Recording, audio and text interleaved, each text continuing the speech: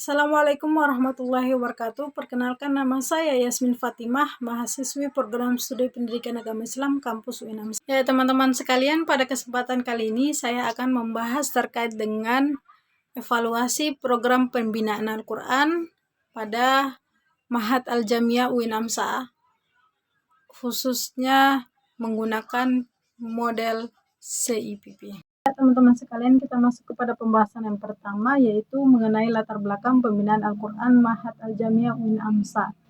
Nah, perlu kita ketahui bersama bahwasanya Ma'had Al-Jamiah ini merupakan pesantren kampus yang dimana mempunyai berbagai macam program yang ada. Nah, salah satunya ini adalah program pembinaan Al-Quran. Yang menjadi latar belakang utama adanya program ini yaitu berdasarkan pada SK Rektor nomor 121 tahun 2017 sebagai dasar utama pelaksanaan program pembinaan Al-Quran bagi mahasiswa.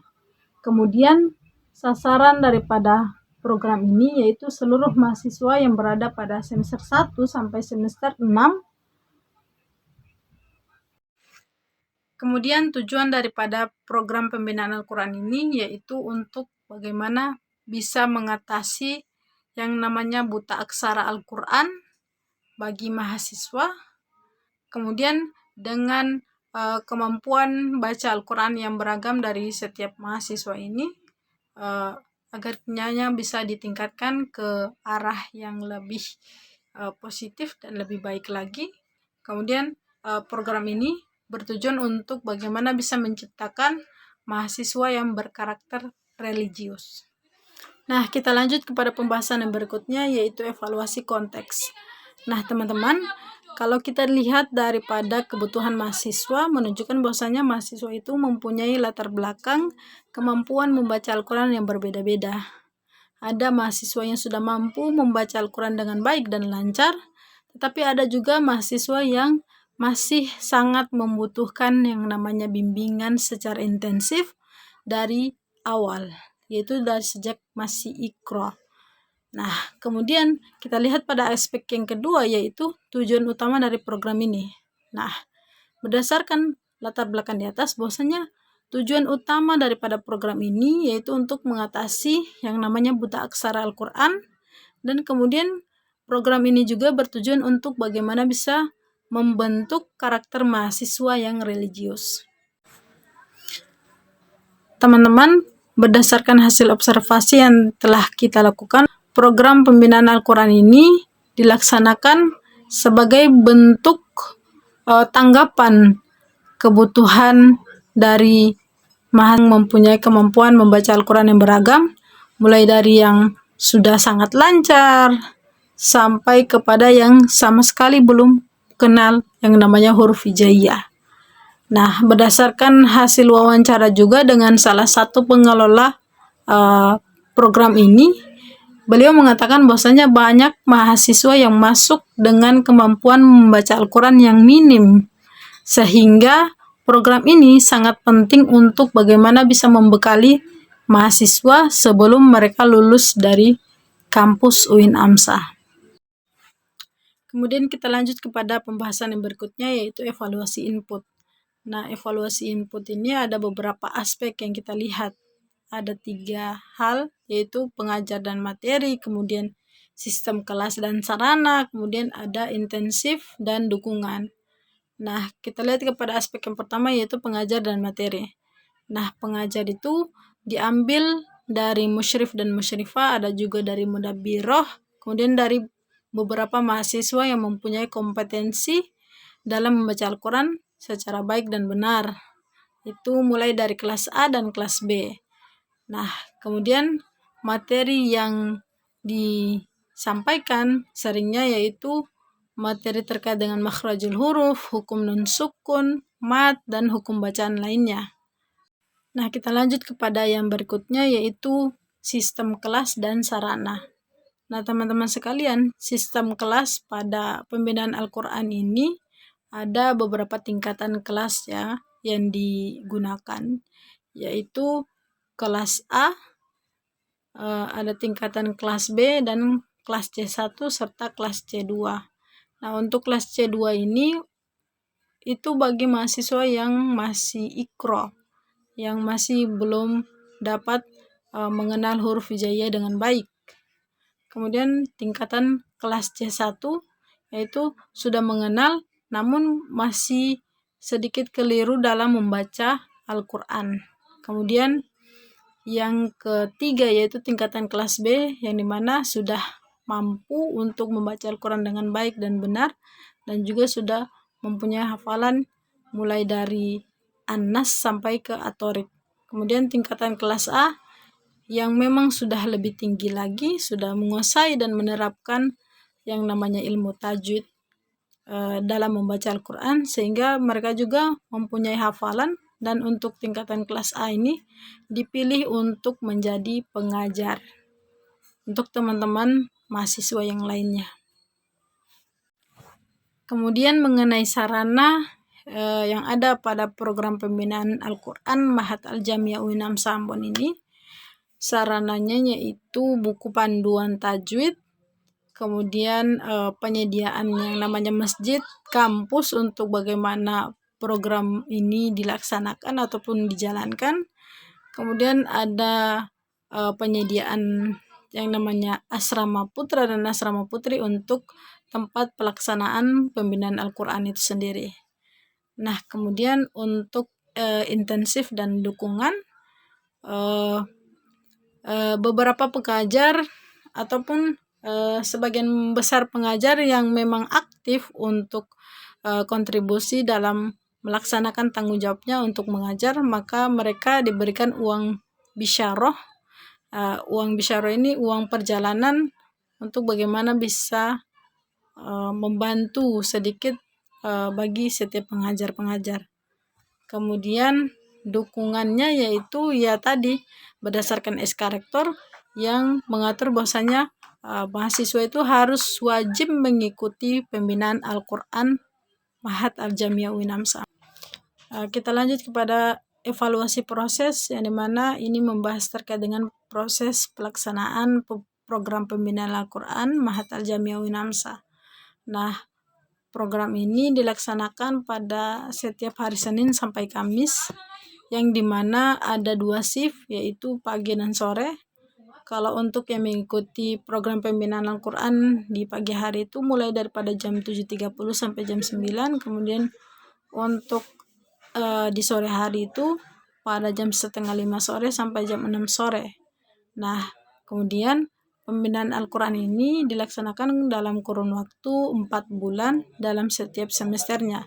Jadi setiap mahasiswa yang mulai daripada semester 1 sampai semester 6 itu harus mengikuti pembinaan Al-Quran pada setiap semesternya. Kemudian pada proses pelaksanaan pembinaan Al-Quran ini juga guru-guru yang diambil itu bisa dari kelas tingkatan kelas A, kemudian ada juga dari pengurus ataupun musyrif-musyrifah, ada juga gurunya dari ustazah-ustazah ataupun mudabbir-mudabbirah. Nah, kemudian pada proses pelaksanaannya ini juga ada berbagai macam metode yang digunakan oleh setiap pengajar, dan tentu pasti berbeda. Ada contohnya pengajar yang menggunakan metode ceramah, kemudian ada juga pengajar yang menggunakan metode dikte, ataupun peserta mahasiswanya disuruh untuk membaca, kemudian didikte bacaannya. Kemudian ada juga metode tanya jawab, di mana mahasiswanya disuruh untuk membaca buku panduan, sehingga kemudian berikutnya akan ditanyakan terkait dengan apa yang telah dibaca dan lain sebagainya. Metode-metode ini digunakan disesuaikan pada tingkatan kelas masing-masing. Jadi setiap pengajar sudah pasti harus bisa dan harus mampu untuk menyesuaikan metode mengajar berdasarkan tingkatan kelas yang mereka ajar masing-masing.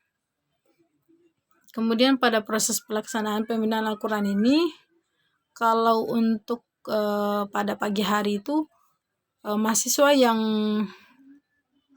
khususnya pada Fakultas Tarbiyah ini sendiri dia mengikuti pembinaan Al-Quran itu yang putri dilaksanakan di masjid, kemudian untuk fakultas FEBI, Uswah, dan fakultas syariah ini dilaksanakan di Mahat Putri. Kemudian aspek kedua pada evaluasi proses ini yaitu monitoring dan kendala. Nah, berdasarkan hasil wawancara dengan salah satu pengelola program pembinaan Al-Quran ini, yaitu Ustadz Jumadi, beliau mengatakan bahwasanya monitoring kehadiran itu dilakukan secara berkala dengan pelaporan ke fakultas. Jadi pihak pengelola itu akan menugaskan mahasiswa ataupun pengurus ataupun musyrif-musyrifah untuk bagaimana mengabsensi kehadiran dari setiap mahasiswa. Kemudian setelah absensi itu akan dilaporkan ke pihak fakultas masing-masing tiap-tiap mahasiswa itu tadi. Namun terdapat kendala utama pada program ini, yaitu tingkat kehadiran mahasiswa itu yang berkemampuan rendah itu justru sangat kurang, tetapi yang punya kemampuan cukup baik itu mereka justru lebih tertarik untuk mengikuti program pembinaan Al-Quran ini. Entah mungkin mahasiswanya merasa minder atau apa dan lain sebagainya. Kemudian kita lanjut kepada yang berikutnya, yaitu evaluasi produk. Nah, berdasarkan hasil observasi dan wawancara menunjukkan bahwasannya adanya peningkatan kemampuan membaca Al-Quran dan pemahaman terkait dengan ilmu tajwid dari setiap mahasiswa, walaupun tentu pasti berbeda-beda tingkatannya. Nah, hal ini juga menunjukkan bahwasannya ini mempunyai dampak positif dalam mewujudkan tujuan yang ada pada program pembinaan Al-Quran ini. Kemudian kemampuan mahasiswa ini semakin meningkat dan pemahamannya terkait dengan makhrajul huruf juga semakin meningkat. Kemudian terkait dengan hukum nun sukun dan hukum tajwid, mad dan lain sebagainya itu semakin meningkat. Nah, kemudian adanya juga peningkatan hafalan ayat, yang dimana beberapa mahasiswa itu yang awalnya mungkin tingkatan hafalannya sampai di surah Asy-Syam. Nah, ketika mereka hadir terus untuk mengikuti pembinaan Al-Quran dan belajar serius, maka terdapat peningkatan yang terjadi pada kemampuan hafalan mereka. Yang berikutnya yaitu terkait dengan kendala dan tantangan. Nah, berdasarkan hasil observasi yang saya dapatkan di lapangan, bahwasanya pembina Al-Quran itu justru kurang optimal hadir untuk mengajar. Nah, hal ini mengakibatkan kualitas pengajaran belum merata ke setiap kelas. Jadi ada beberapa kelas yang tidak ada pengajarnya, sehingga mereka harus gabung ke kelas yang lain. Nah, kemudian kendala ataupun tantangan yang kedua yaitu kehadiran mahasiswa masih rendah. Nah, tingkat kehadiran mahasiswa yang berkemampuan rendah ini masih kurang dari yang diharapkan. Hal ini menghambat pencapaian target pembinaan secara keseluruhan, yang dimana justru yang hadir itu yang memang sudah mempunyai kemampuan cukup baik dalam membaca Al-Quran.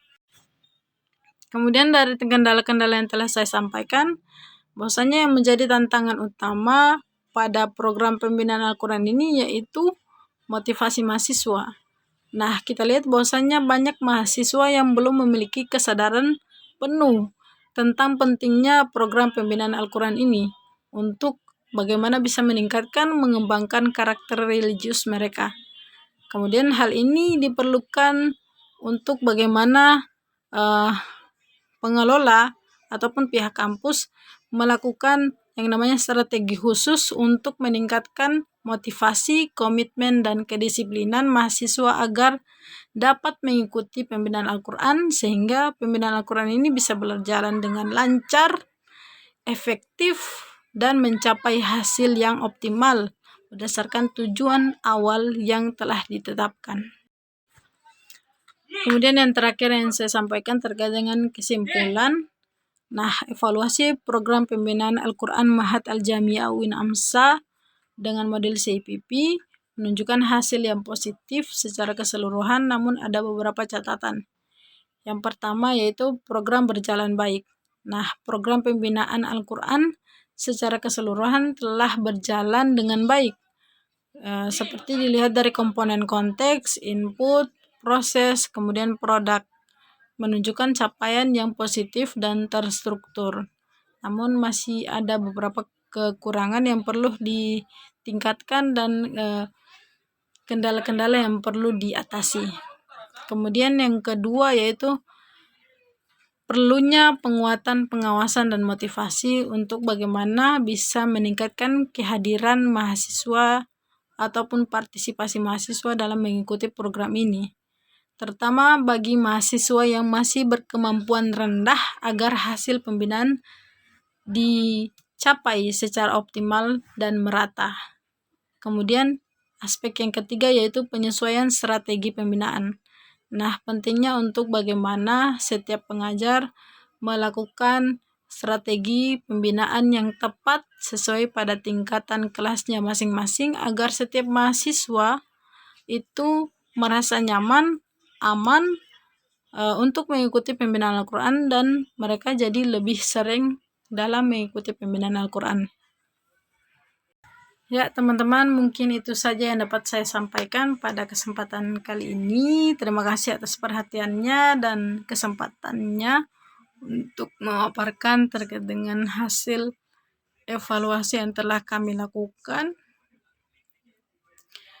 Saya ucapkan mohon maaf apabila ada terdapat kesalahan kata dari setiap apa yang telah terucap dari mulut saya. Wassalamualaikum warahmatullahi wabarakatuh.